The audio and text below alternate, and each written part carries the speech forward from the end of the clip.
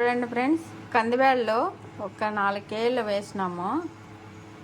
Soup చేద్దాము. కోయట్లో soup చాలా ఇష్టంగా తాగుతారు. మన ఇండియాలో అంటే పప్పు చేస్తారు.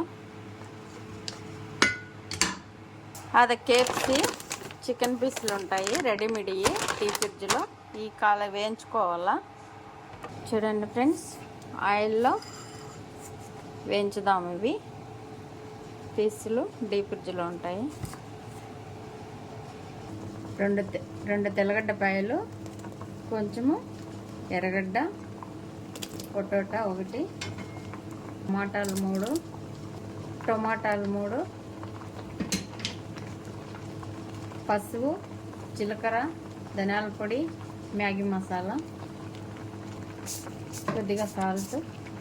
సూపులోకి తెల్లగడ్డ, ఎర్రగడ్డ 2 వేసుకున్నాం ఫ్రెండ్స్. పచ్చిమిరపకాయ అన్నీ వేగినాయి ఫ్రెండ్స్. తర్వాత ఉడికే దాంట్లో వేసుకొని చేసి బిగ్గుడ్డులో ఉంటుంది.